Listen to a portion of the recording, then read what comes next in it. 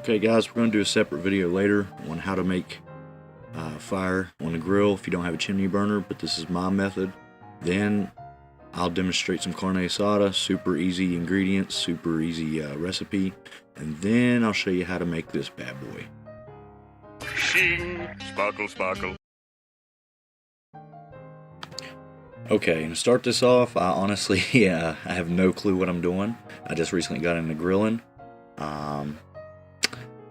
And I have zero clue the amount of ingredients that I'm using as well. But this is still going to turn out quite amazing. I learned this recipe from my favorite cook in California. So we're going to start with olive oil, cilantro, honey, cumin, soy sauce,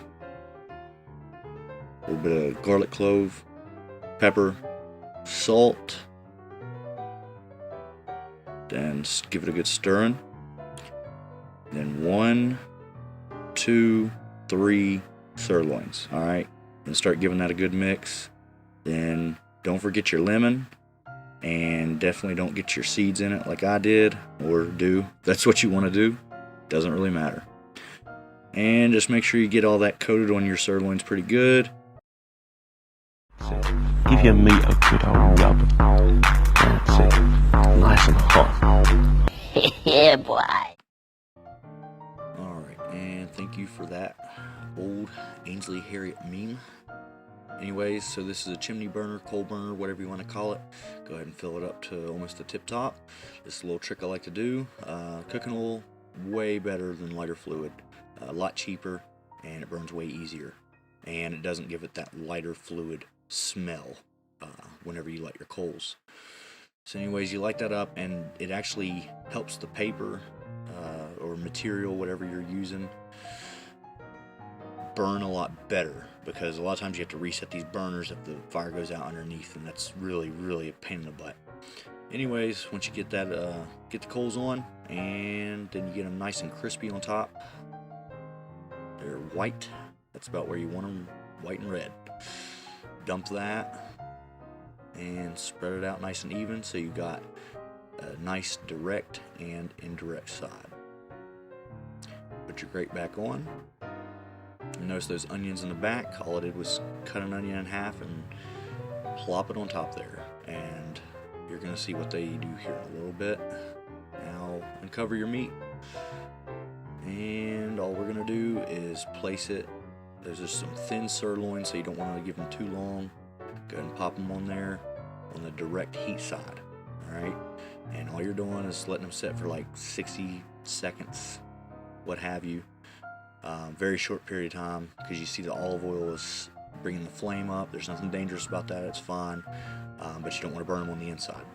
So then once you flip them, after they set for a second, then you're gonna have this, and they looked beautiful. That's all you're wanting, is a little bit of that color on the outside. Now, Holly's inside cooking something up, so I gotta do this part by myself, and that steak is looking beautiful.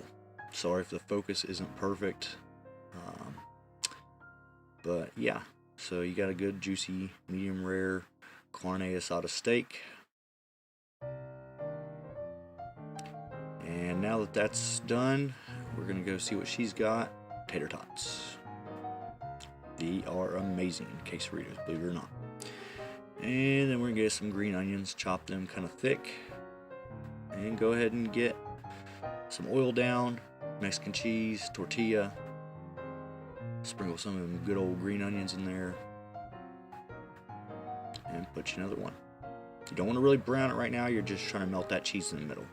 And don't forget your crappy redneck cheese whiz that we're going to use. Okay, now let's doll this baby up.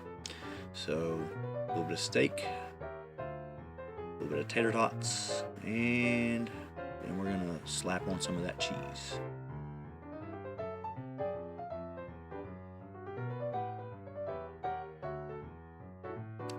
Then we start to roll.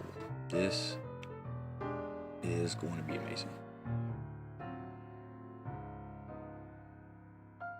Alright, now once you got that nice and pressed, it'll try to fold out. That's fine. We're going to take it back to the pan, and we are going to let it fry on a couple sides. That'll seal it, and that's really what we're looking for right there. Go ahead and seal it a couple times on each side, and then cut it open and see what you got. It's looking pretty beautiful. So you see we got all that steak goodness right there, tater tots. It's gonna be good.